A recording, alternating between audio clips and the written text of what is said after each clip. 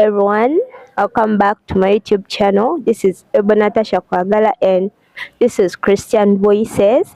We're here once again bringing you the entertainment, fun. I'm here with a colleague, a, a poetess, and as also a law student, and she's also a peer educator or influencer.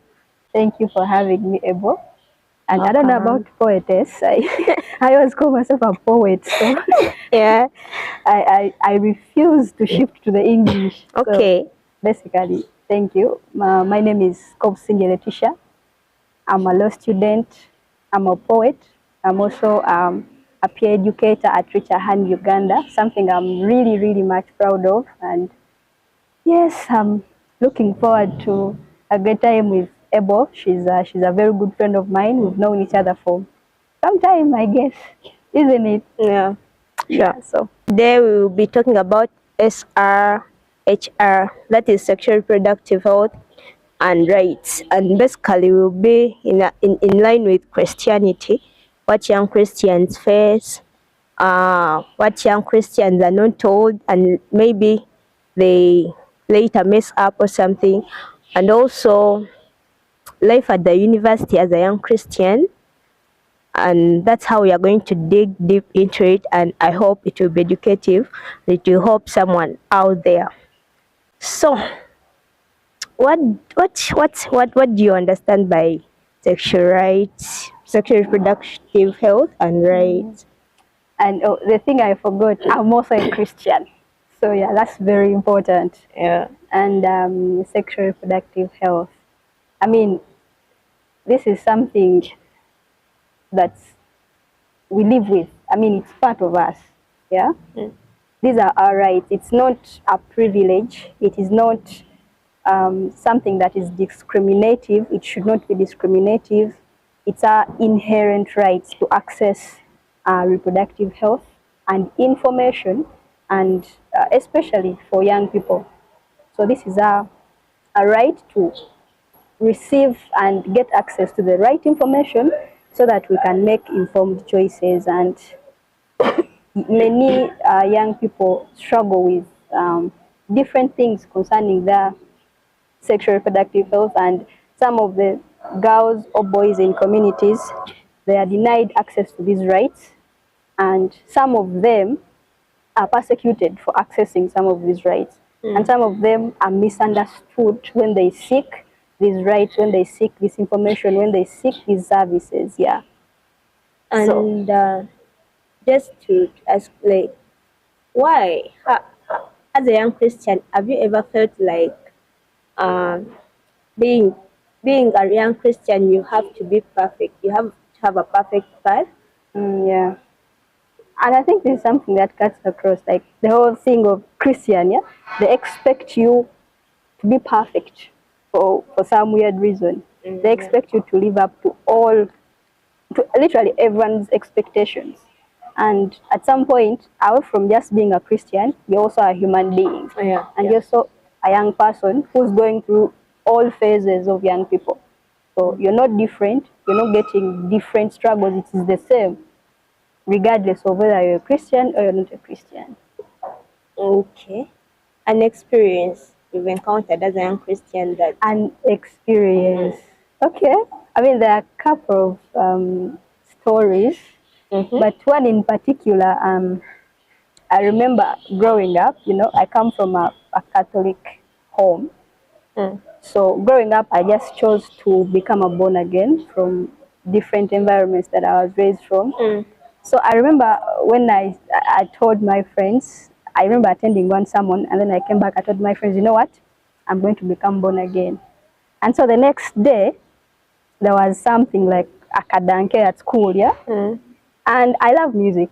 I love music, like all young people growing up in high school, you know the vibe. Yeah. So when the kadanke came and I was inside there dancing, and then people were looking at me like, isn't this Letitia? Girl, you just literally told us you're now born again, yeah? And then I was like, and I felt bad, of course. I felt like maybe I had betrayed myself, I had messed up so bad. and people were making a whole big deal out of it. Christian, I was actually even in the SU member. Yeah. What, as if, I'm different from them, yeah? What do you think so many young Christians suffer silently? Like it's like they are persecuted and they struggle silently with issues of sexuality, mental health, or even stress at the university. Personally, I think there are not enough safe spaces for young people to freely express themselves and freely, reach out. And there are also not enough people who speak the same language that young people speak. Yeah. By that, the devil first separates you from everyone, and then even the people you would run to for help, they are judging you. So you die alone in your sin, and at the end of the day, you're very much absorbed in your sin. So, how best can those people bring youths closer and babeera nga tebabatya to disclose their life, their way of life to them? Yes. I don't feel safe opening up to some of these church elders and pastors and stuff like that. Okay, we can open up to them over the things they want to hear. Like, because they have this whole picture of how a Christian is supposed to behave. So you tell them what they want to hear, and they get to access to only what they want to hear.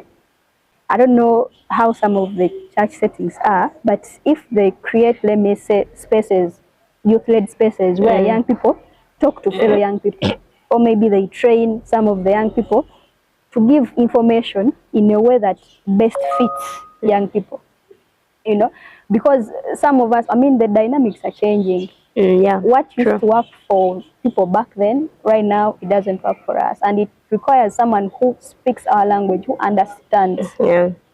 And so, what misconceptions do young Christians often have about sexuality and faith?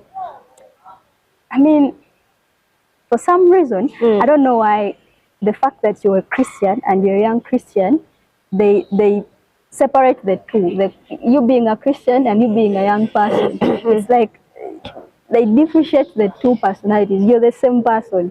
So that means you're going through the same thing as someone who's not a Christian would go through. Yes? Yeah, sure. So, do you have a scenario where you went into a mental breakdown or stress, something? Yeah. I mean, for the first semester when I just joined campus, I remember I was really, really excited. And then when I left home and they had brought all my stuff, I'm now in my car room. My roommate hadn't yet come. So I remember sitting down, like I hadn't yet organized everything. I sat down on the floor and I felt so alone. I've never felt like that in my entire life. I felt so alone, so distant. I felt like I can't reach anyone. Yes.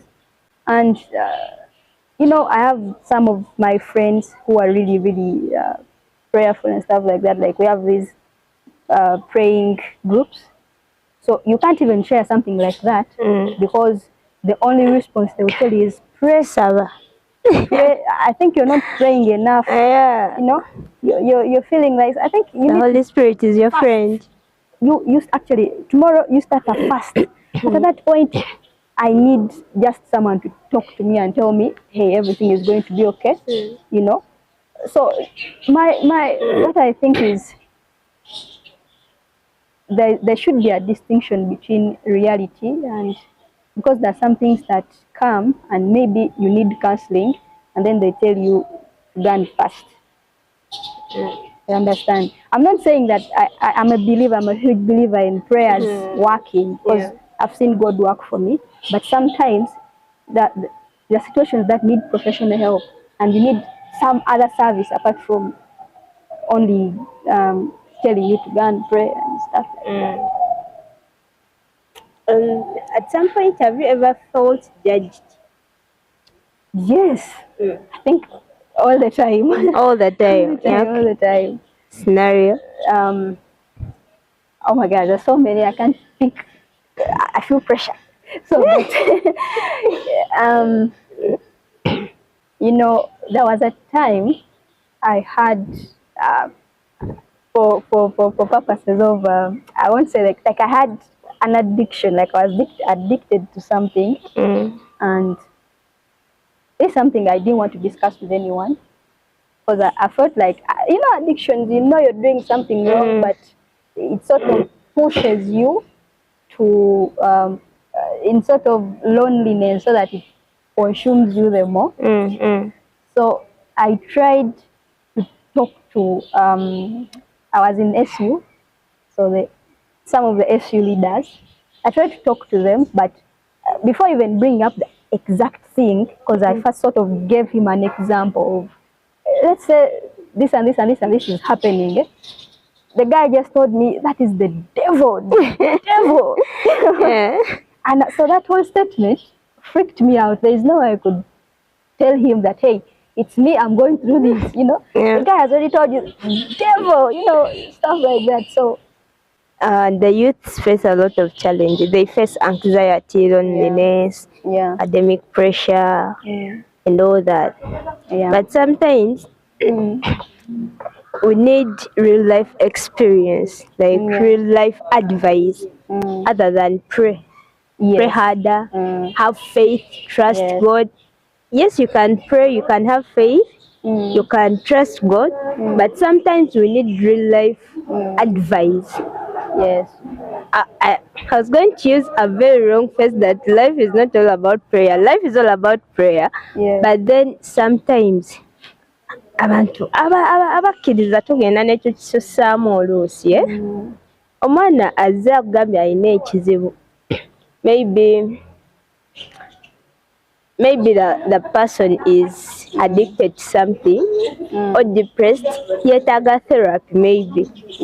Yetaaga therapy, yetaaga omuyigiriza ekyokola, then you tell the youth, pray harder, trust God, have faith. Ebintu ebimu bivaawo na actions. You get. And just to what has helped you stay grounded in faith during your university life? And before I answer that, as you were speaking, I remembered something like, Jesus said, give what belongs to Caesar, and what belongs to me. That statement is diverse. What needs to be handled by, let's say, the doctor, you shouldn't take it to church. So in the same way, it should also apply to how the church handles some of the issues in regards to young people and in regards to realities, actual realities of life. There's a story that we were always being told in church of this guy. There's a man who was going to church and he was giving offertory, and then as he was picking the money, a condom fell. Yes. So okay, he was bringing it as an example, as like something very disgusting. You understand? But at the end of the day, that is a man trying to protect his life. Yes. So, would you rather he gets HIV? Then, I mean, just because he's a Christian, you understand? I'm not saying that, I'm not trying to justify anything, but I mean, we need to look at life from like a whole reality spectrum. Yes. And young people, we are normally told, okay, the only thing you hear from church is wait till marriage, of which I agree with that. But reality of life is so many people are engaged in sexual activity. So, of course, the church as it is cannot come out and promote, what's the word called? I've forgotten, I'll remember the word. And it can't come out and but at least these. So, what has helped you stay grounded in your faith as a university student? Yeah, I think that's a very subjective question. What works for me might not work for another person, but at the end of the day, we need to be there for each other. Personally, I think it's my friends. I have a weakness that the people I'm close to, I tend to behave the exact way they behave. Yeah. So that's why I'm very picky when I'm deciding friends and stuff like that, because I know they will influence so much of my life. So basically, at campus, being away from home, I got acquainted to friends that are really grounded in faith, for starters, and people who really talk to me and people who I'm free with, that we even discuss things like, mental issues. Like we speak to each other about different things that are happening away from just the faith. We have real talk conversations, and I think that's something that has greatly helped me to stay grounded to myself and true to who I am. Like, what challenges do you face balancing your books, balancing the faith, the social life Yeah. at campus? I mean, it gets hard because sometimes those three sort of contradict. Okay, it's not like entirely they contradict, but life is just happens, and sometimes you deviate from one in favor of the other. Yeah. Sometimes you change your routines in favor of the other. Sometimes, as a normal person, you can also get excited by some things, So, of recent, I was really, really excited by night out sometimes. And I used to like hanging out with friends. And that's something that, you get these excitements as a normal person. So sometimes it sort of drifts in the time of the other. And then maybe sometimes you have papers, and then you have prayers, and then you have to forego the prayers and to focus on reading. Yeah. Yeah. How do things like parties, relationships, studies influence your spiritual growth? I think, it's something that I had, like what you feed your body, your spirit, it builds your spirit. I don't know how, I don't want to mess up. I don't know how they say it the exact right way, but it's something about the connectivity between your flesh, your body, and what you do and how it affects your spiritual realm, if I would say, for lack of better words. So some of the things that you keep on doing, and at this point I've forgotten your question. I'm speaking. How do things like parties, relationships, and peer pressure influence your spiritual growth? Yeah. Of course, the friends you keep around, okay, the friends you keep around, they would shape some of the aspects of your life. Yes, and then relationships. Of course, people, especially as Christians, they don't want us to talk about it, but it is happening. We may have people like we are getting to know in a certain way. Yes, so it's something that they tell us not to do until further notice. But yeah, it is happening, and so it sort of influences your life and your spirituality. So you have to be keen as a Christian, and you choose people to let in your life who are going to contribute to your spiritual growth. Perhaps maybe some people who you can pray with, some people you can talk to about the different struggles. So that really contributes. But I have something that perturbs my understanding. Yeah. Rachi, Christians condemn so much relationships. I mean dating. Why is it like that? I mean, at what age is someone supposed to be dating? You want to get me arrested and banned from my church? Well, my pastors will watch this, but I'm not encouraging anyone to date at a young age. I just want to know. I don't even like, I've seen people that condemn dating even to students there at campus. I don't know whether that's right or wrong, but in my point of view, I think a university What's student your point of view? is free to date because